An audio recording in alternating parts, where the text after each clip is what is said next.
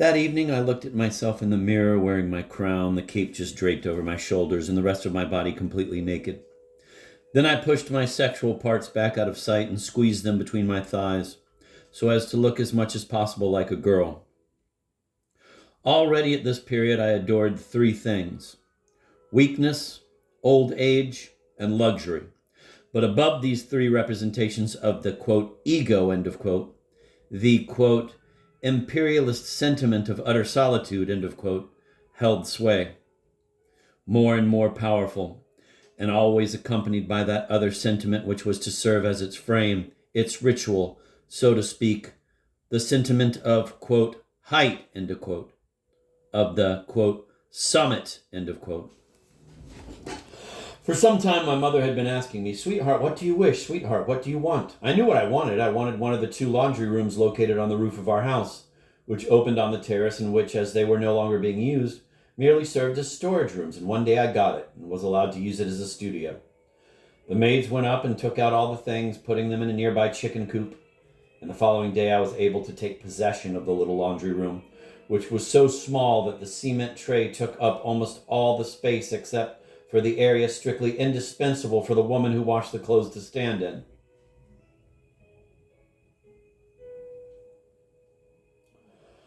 But the extremely restricted proportions of my first studio corresponded perfectly to those reminiscences of the intrauterine pleasures which I have already described in my memories of this period.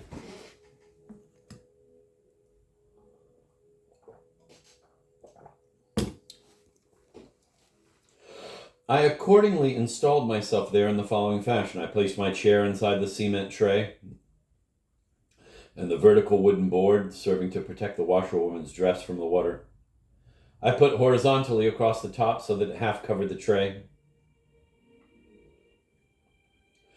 This was my work table. Occasionally on very hot days I would take off my clothes. I then had only to open the faucet, and the water filling the tray would rise along my body high up my waist. This water, coming from a reservoir on which the sun would beat down all day long, was tepid. It was somewhat like Merritt's bathtub. The whole empty space between the laundry tray and the wall was given over to the arrangement of the most varied objects, and the walls were covered with pictures that I painted on the covers of hat boxes of very pliable wood which I stole from my Aunt Catalina's millinery shop. The two oil paintings which I did sitting in the tray were the following. One represented the scene of Joseph meeting his brethren and was entirely imaginary. The second was to a certain extent plagiarized from an illustration in a little book in colors, which was a summary of the Iliad and showed Helen of Troy in profile looking at the horizon. The title was, "And the slumbering heart of Helen was filled with memories." In this picture, about which I dreamed a great deal, almost on the edge of the horizon, I painted an infinitely high tower with a tiny figure on its summit.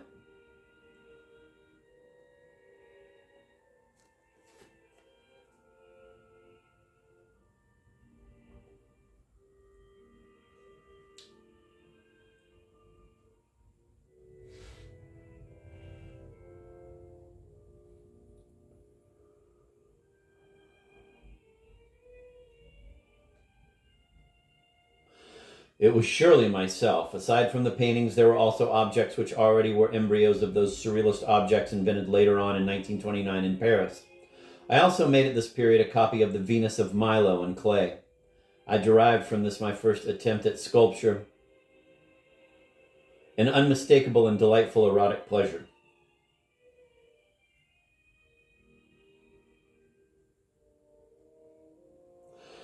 I had brought up to my laundry the whole collection of Art Govins. These little monographs which my father had so prematurely given me as a present produced an effect on me that was one of the most decisive in my life. I came to know by heart all those pictures of the history of art which have been familiar to me since my earliest childhood, for I would spend entire days contemplating them. The nudes attracted me above all else, and Ingra's Golden Age appeared to me the most beautiful picture in the world, and I fell in love with the naked girl symbolizing the fountain.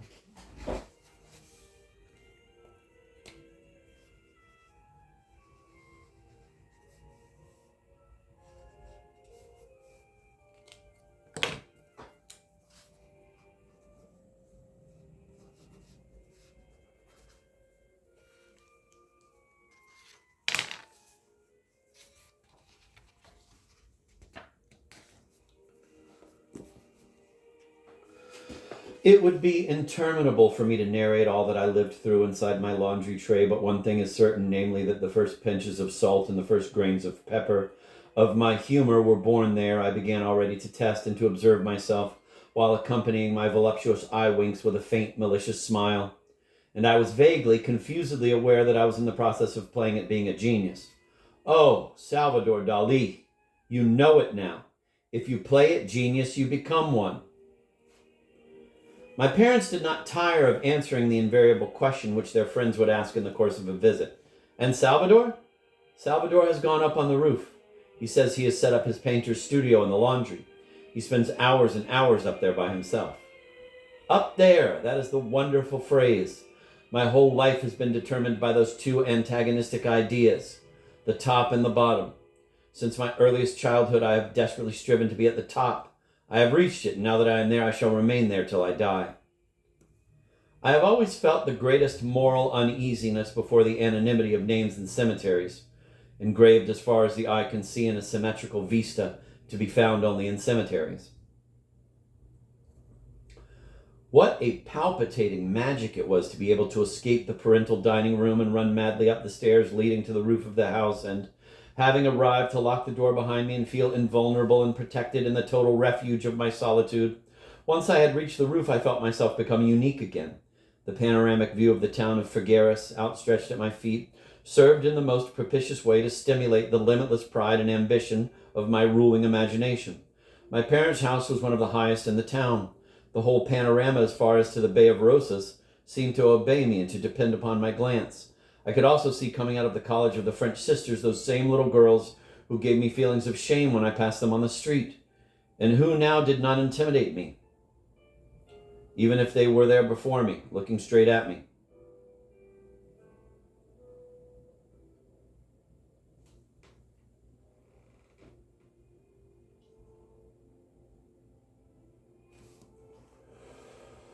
There were times when I would bitterly long to run out into the streets and participate in the confused aphrodisiac mingling of night games. I could hear the joyous cries of all the other children, of those anonymous ones, fools, ugly and handsome, of the boys and especially the girls, rising toward me from below and fastening like a martyr's arrow in the center of the hot flesh of my chest, composed of massive pride. But no, and again, no, not for anything in the world. I, Salvador, knew that I must remain there, sitting in the damp interior of my laundry tray. I, the most solitary child, surrounded only by the wavering and embittered chimera of my forbidding personality. Besides, I was already so old. And to prove it to myself, I would forcibly pull down that king's crown, with its fringe of white hair upon my head, seaming my brow with blood-red dents, for I would not admit that my head was growing. When twilight had fallen, I would come out of my laundry, and this was my favorite moment. The smooth and soundless flight of the swallows was already interwoven with that other antagonistic flight, awkward and vacillating, the flight of the bats. I would further wait for the voluptuous moment when I would remove my crown, which was becoming so tight that a violent pain on my temples would be added to the real headache produced by that pitiless continual pressure. I would walk up and down the length of the terrace, saying to myself, just a little longer, trying to prolong the course of my meditations by some sublime thought. In such moments, exasperated by pain, I would deliver speeches aloud with such grandiloquent verve and intonation that I became imbued with a fantastic and passionate tenderness toward myself. Subsequently, I've realized that in all my lectures I would seat myself in such a way as to have my foot so uncomfortably twisted that it hurt, and that this pain could be accentuated at will. One day, when this characteristic contraction coincided with my wearing of shoes that were painfully tight, my eloquence reached its height. In my own case, physical pain certainly augments eloquence. Thus, a toothache often releases in me an oratorical outburst. My speeches would succeed one another in a purely automatic fashion, and often my words would in no way correspond to the stream of my thoughts. The latter would seem to me to attain the summit of the sublime, and I had the impression of discovering each second, in a more and more inspired and unerring fashion, the enigma, the origin, and the destiny of each thing.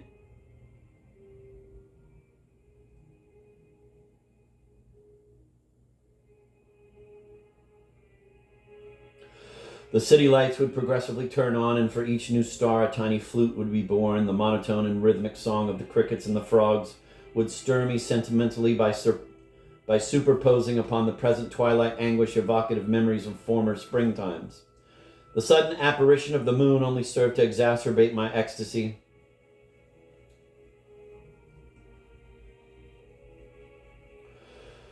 The sudden apparition of the moon only served to exacerbate my ecstasy to a paroxysm, and the megalomaniac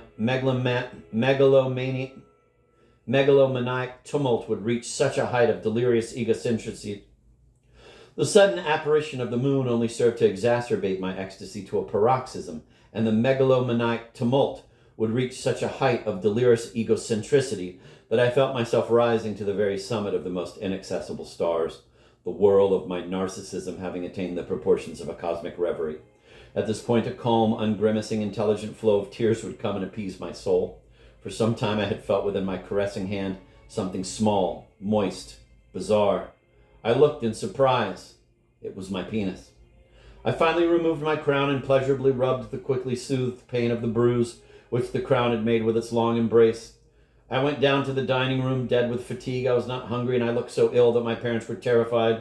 My mother looked at me questioningly. "Why aren't you hungry? What does my darling want? I can't bear to look at the little darling. He isn't yellow, he's green."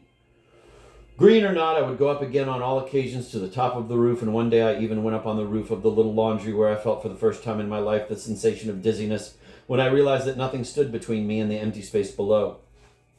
I had to remain for several minutes flat on my belly with my eyes shut to resist the almost invincible attraction that I felt sucking me toward the void.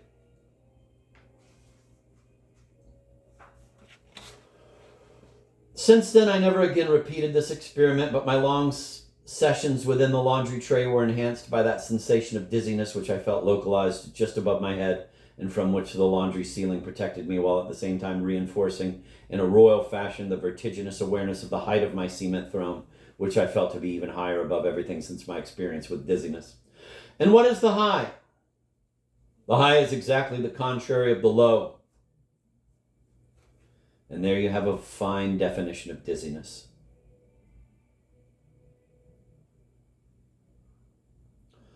What is the low? The low is chaos, the mass, the collective, promiscuity, the child, the common fund of the obscure folly of humanity, anarchy. The low is the left. To the right, above, one finds monarchy, the cupola, hierarchy, architecture, and the angel. All poets have sought one single thing, the angel, but their vice of congenital negativism has confused and perverted their taste and turned them to evil angels. And if it is true that it is always the spirit of evil that animates the Rimbautian and Maldororian angels, this is due to the sole and unique fact of the inadaptation to reality that is consubstantial with poets. Painters, on the other hand, having their feet much more securely on the ground, do not need to grope blindly, and possessing a means of inspiration far superior to that of poets, namely the eye, do not need to have recourse to the viscous confusion of the mental collapse into which poets must inevitably fall. This is why only painters are and will be able to show you true angels and true gods, as Raphael did with so much reality and good sense from the height of his imperial Olympus of divine genius. As for me, the more delirious I became, the more alert was my eye. I'm going to read that paragraph again.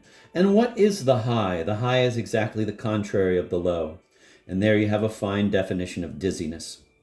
What is the low? The low is chaos, the mass, the collective, promiscuity, the child, the common fund of the obscure folly of humanity, anarchy. The low is the left.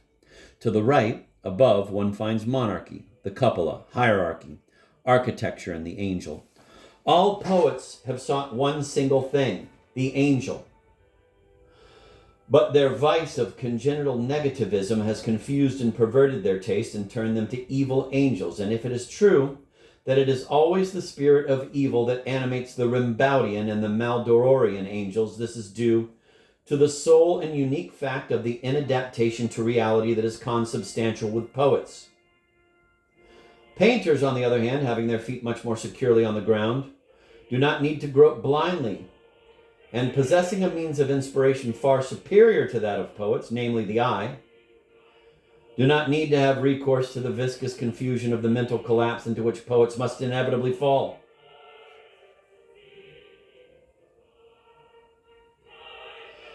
This is why only painters are and will be able to show you true angels and true gods, as Raphael did with so much reality and good sense from the height of his imperial Olympus of divine genius. As for me, the more delirious I became, the more alert was my eye. Thus, to summarize what I have said, there I was at the beginning of my 9th year, I, a solitary child, a king, seated within the tray and frequently bleeding from the nose at the top of the roof on the summit. Below, all the rest, all that cannon flesh composed of biology devoid of anguish, all the nose hairs, the mayonnaise, the spinning tops, the souls of purgatory, the imbecile children that learned anything you please, boiled fish, etc., etc. I would never again go down into the street of the spirit to learn anything whatever. For that matter, I too was mad ages ago. And even this confounded spelling, why learn it again when I already forgot it at least 2,000 years ago? Mr. Dali's manuscript as to handwriting, spelling, and syntax is probably one of the most fantastically indecipherable documents ever to have come from the pen of a person having a real feeling for the value and the weight of words, for verbal images, for style. The manuscript is written on yellow foolscap in a well-nigh illegible handwriting, almost without punctuation, without paragraphing, in a deliriously fanciful spelling that would bring beads of perspiration to a lexicographer's brow. Gala is the only one who does not get lost in the labyrinthian chaos of this manuscript. And that was a translator's note.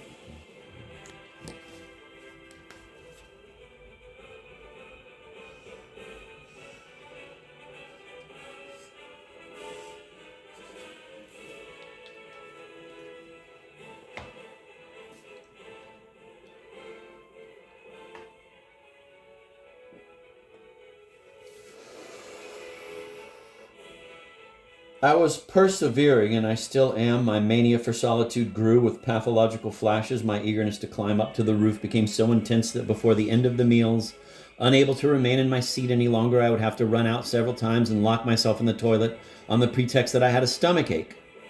My sole object in doing this was to remain a few moments alone, which lightened the torture of having to wait until dinner was over and I was allowed to rush upstairs and shut myself up in the laundry.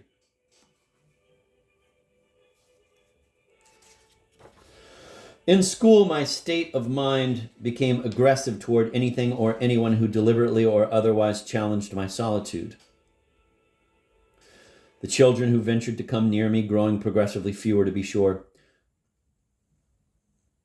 I received with a look and an attitude so hateful that I was safe from intrusion during the long recreation periods from then on, plunged in an intact and untroubled world of my own. But it so happened that the immaculate purity of this world was destroyed with a single stroke.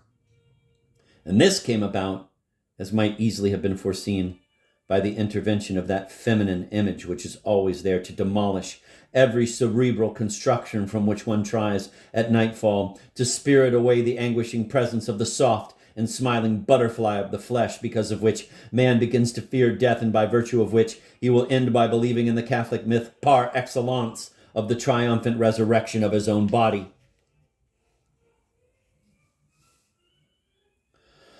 It was a little girl whom I saw one day from behind, walking in front of me the whole length of the street on my way home from school. She had a waist so slender and so fragile that it seemed to separate her body into two independent parts, and her extremely arched manner of walking threatened to break her in two. She wore a very tight silver belt. This little girl was accompanied by two girl friends, one on each side, who had their arms around her waist while they caressed and cajoled her with the most seductive smiles that they were capable of offering her. The two girls turned their heads several times to look back. I walked very close to them and was able to pick up the remnants of those smiles that were slow to vanish from their faces. The one in the middle did not turn round, and I knew, though seeing her only from behind, walking so proudly, that she was different from all other girls in the world, that she was a queen. The same sentiment of never extinguished love that I had had for Galuchka was born anew. Her name was Dulita, for that is what her two fervent and adoring friends called her ceaselessly, and in every tone of tenderness and passion. I returned home without having seen her face and without its having occurred to me to look at it. It was indeed she, Dolita, Galuchka, Rediviva. I went directly up to my rooftop, feeling my aching ears tightly imprisoned in my sailor cap as if ready to catch on fire.